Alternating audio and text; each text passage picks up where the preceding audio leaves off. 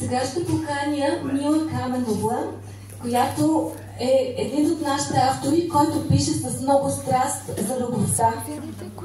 Определено има много страст в нейните стихотворения.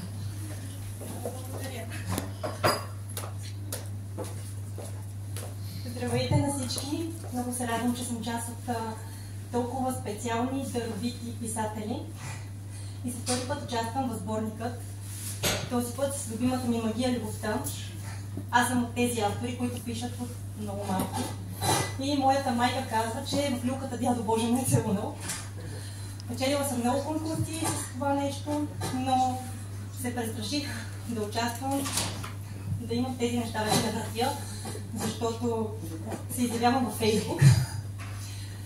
Съвсем скоро потикнаме моята приятелка, моето семейство е тя, Анита. Много те обичам и ти благодаря.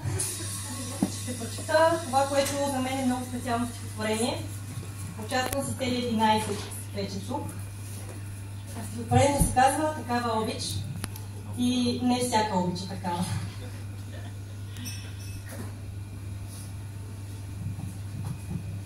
Такава обич е веднъж в живота и във всички животи веднъж.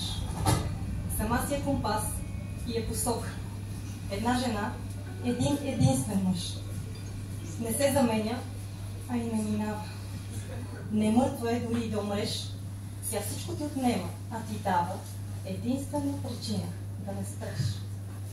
От очите се стича предадена, но възражда се сред всяка голгота и не може да бъде забравена, защото тази обич е веднъж в живота.